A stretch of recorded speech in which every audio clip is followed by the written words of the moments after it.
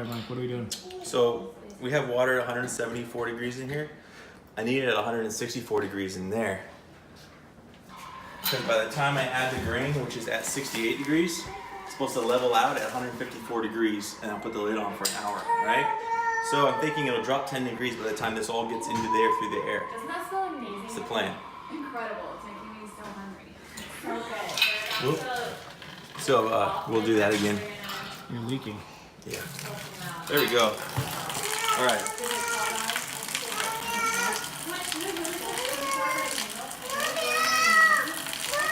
You can't just dump that in? It's gonna cool off better this way. We need this. It's gonna cool off. What is this gonna make, Mike? It's gonna make 5 gallons of a Belgian Tripel clone recipe. It's gonna be awesome. Have you made this before? Nope, I haven't. Oh man, am I right? 160. I'll take that. I'll take that. 160. So once I add this grain, I'm hoping we only drop 6 degrees in there. All right, I have to get my mash paddle real quick. Milled grain.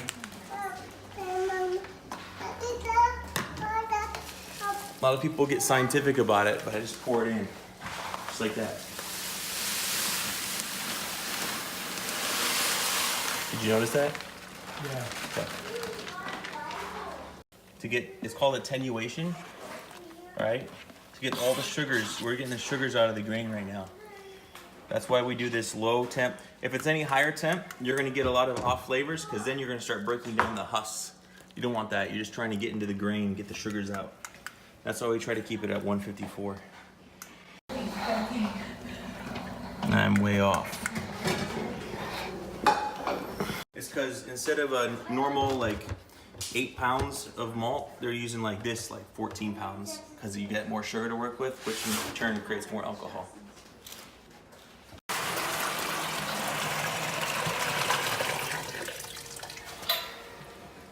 It's called sparge water. It's 170 degrees, and we're gonna slowly let this drain over the grain bed after we empty this, and it's gonna release a lot more of the sugars.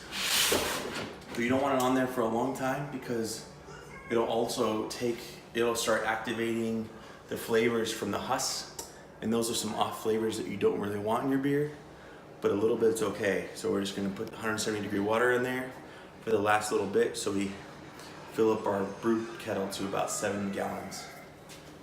So speaking of the brew kettle, it's gonna go right here. Sparge water right here. And then this is gonna go right here. Okay, so I'm gonna open this up.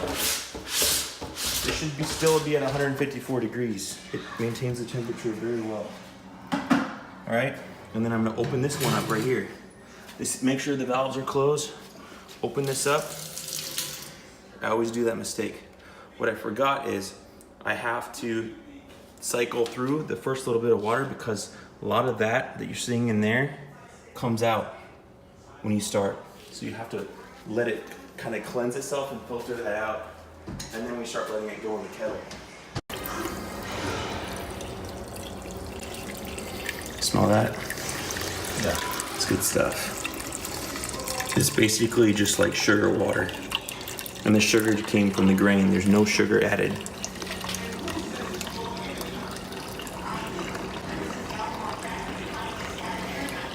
This is the least malty flavor you'll ever have in a grain because it's made from Pilsner malt. So it's the blonde, very lightly malted. Malting is like a toasting that they do of the grain.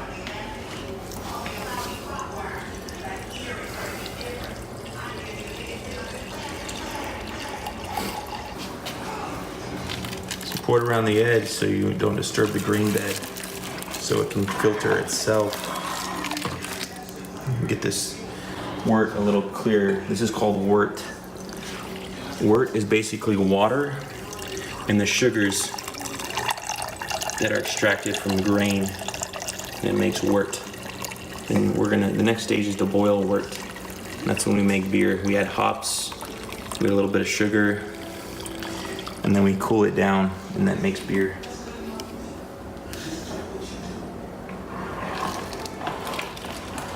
We're gonna try to cycle enough water through here with the mashed water that's coming out, the wort that we made, and then we're gonna send the sparge water in there when this starts to get lower. And we need a level of about 6.5 or 7 gallons in here because we're gonna lose some through evaporation during our boil. So at the end of our boil, we want 5.25 gallons. And then what's going in the fermenter is 5 gallons of beer. Stream is starting to slow down. I shake this. The grain doesn't move too much. So the water's about out of the grain. The wort is drained out. So I'm gonna start sparging because you don't want it to go all the way down and so it can kind of clog up the false bottom holes. So we're gonna start sparging right now.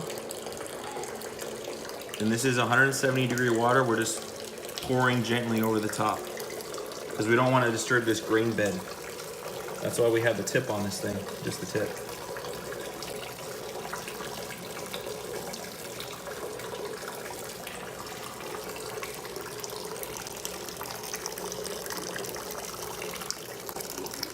Every single brewery, you'll see some form of this over a huge 40, 60 barrel fermenter or mash tun. They'll have the same thing. Look up pictures of Belgian brewers in these huge breweries. They have the same thing. They put this little tip on here and it disperses the water so you don't make holes in your grain bed and disturb it. Okay, so I'm turning this off right now because it's starting to pile up on top. As you can see, we got a little layer of water. So I'm gonna turn that off and let that flow down into our brew kettle because you want to monitor the level of water in the brew kettle. You don't want to go above 7 gallons. So we're just trying to get enough water in there through sparging to add up to 7 gallons. Almost 4.5 gallons. Once the wort is all drained out of here and this is done, I'll add water to bring it up to about 6.75 gallons so that we're ready for our boil.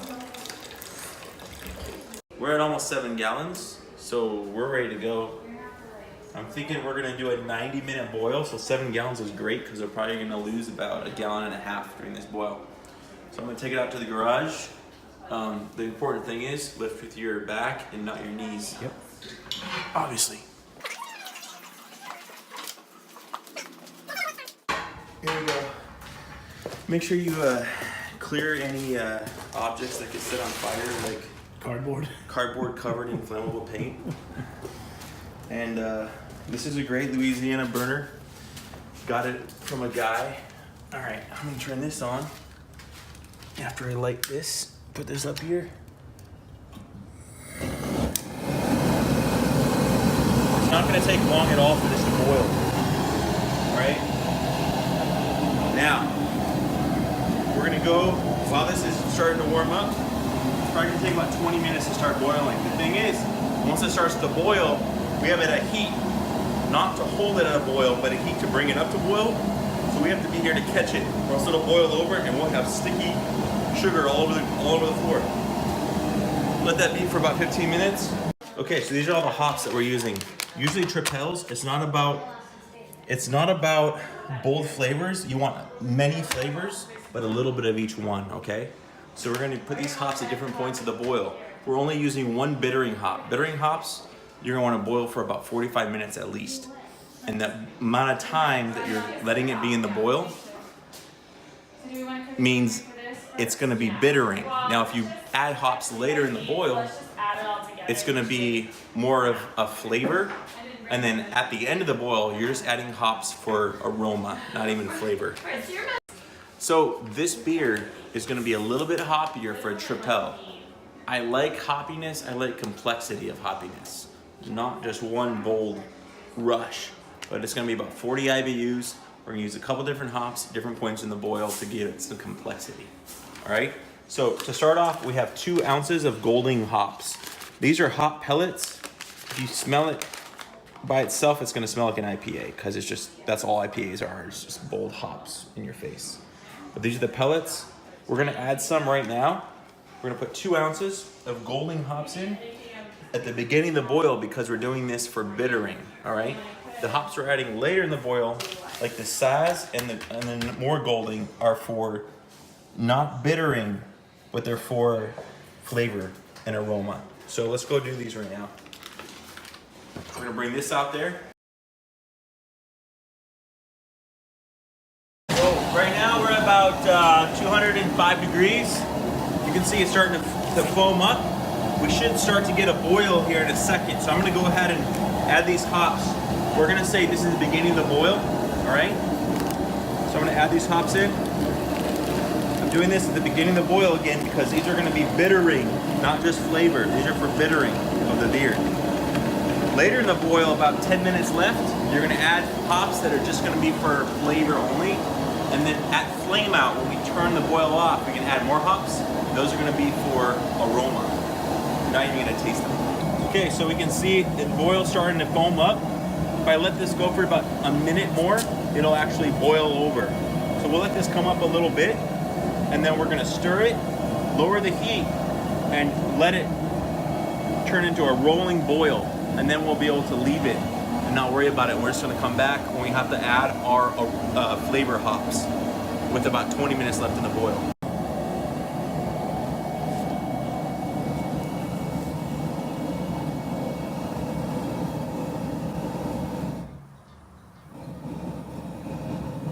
Okay, so I just lowered it down. We're gonna try to get this all calmed down. It's wanting to rise up on us. So now we have a rolling boil. It's not foaming up. We've got our sweet spot with the heat. We want to keep this nice rolling boil for the next 60 minutes. All right, so the clock starts now. Hey guys, pro tip. You don't need any fancy pot that's gonna cost you $300-400.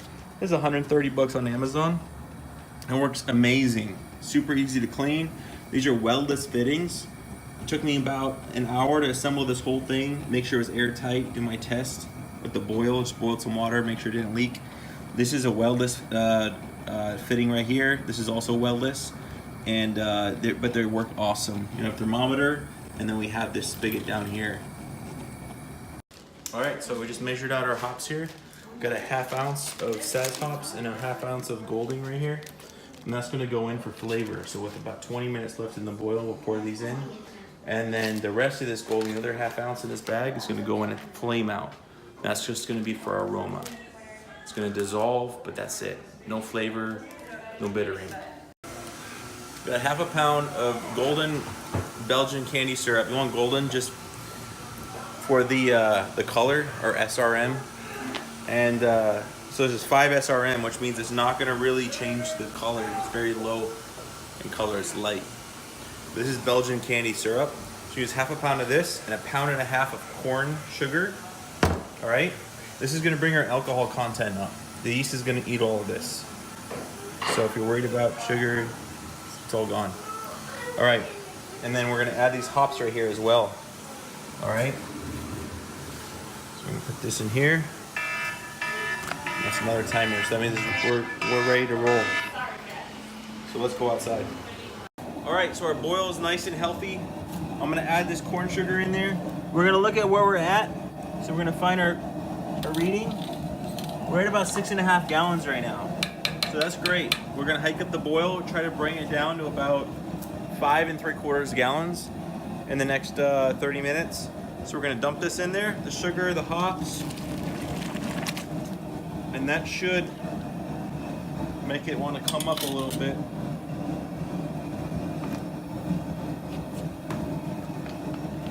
I'm pouring in this syrup.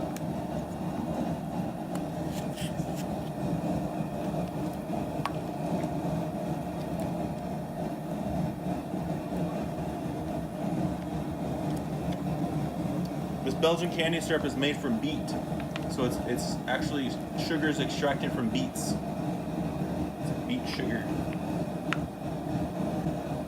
And the nice thing about Belgian candy syrup is beet sugar gives you a nice, pleasant sweetness if it's not all eaten by alcohol.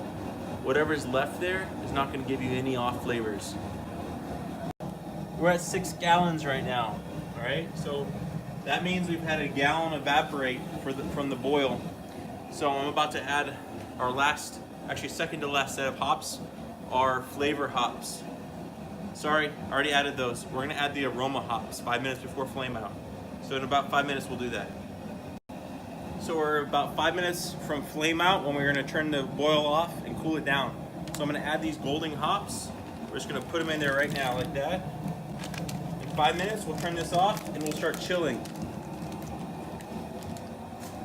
Alright, so the goal is to cool this wort or beer as fast as possible so we don't introduce bacteria, off flavors, all that stuff. For that purpose, we have this thing called the wort chiller. What happens is, I'm gonna hook this up to our garden hose and it'll send cold water through all these coils, 50 feet of copper coil. And this is gonna go right into our wort. I'm gonna sanitize it right now. I just have to rinse it because right now it's in a 200-degree wort, which sanitizes this whole thing. Just kind of stir it with this. I'm gonna hook this up to the garden hose and then it's a heat transfer that takes place. And the wort should cool down within 20 minutes. But we'll see how it works.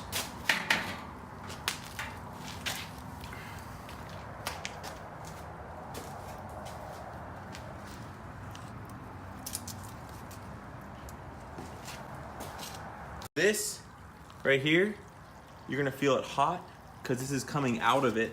This is gonna be cold going in. And it's a heat transfer. As it goes through the coils, it gradually heats up, but it's cooling that wort down rapidly. All right, boil's over. I chilled the beer down with my wort chiller right here, the heat exchanger. So now we're ready to rack it into our fermenter. This is a 7-gallon conical style fermenter. There's 2 ports. This one is for yeast harvesting.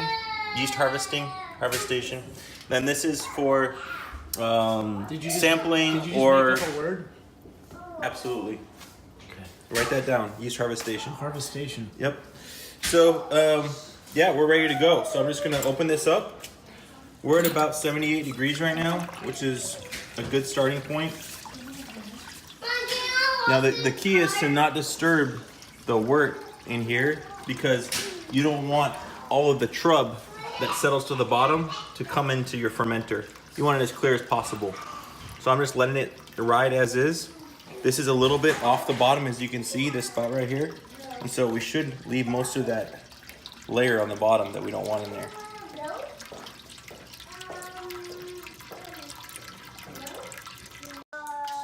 Okay, so right now we're gonna do our initial gravity reading.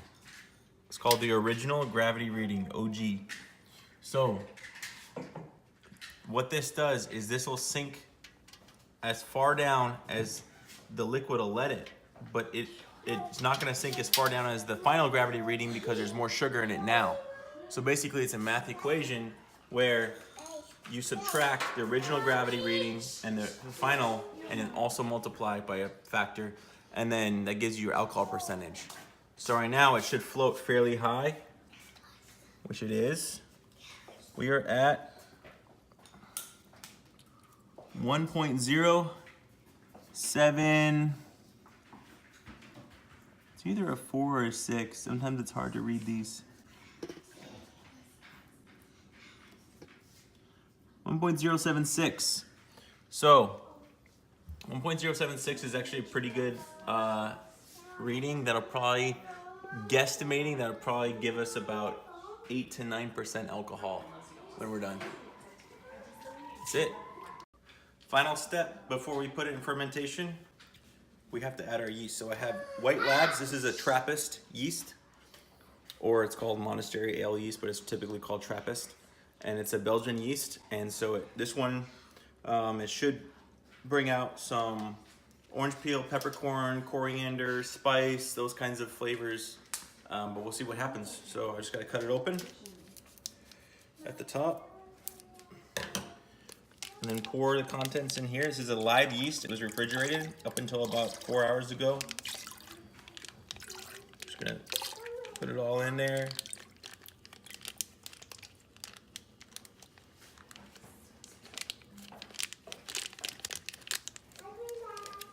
Okay, now I'm just gonna give it a few shakes. Make sure it gets mixed in there. Not too many shakes. Not too many. Yeah, you know, shake it a little. And then here we go. Put the lid on.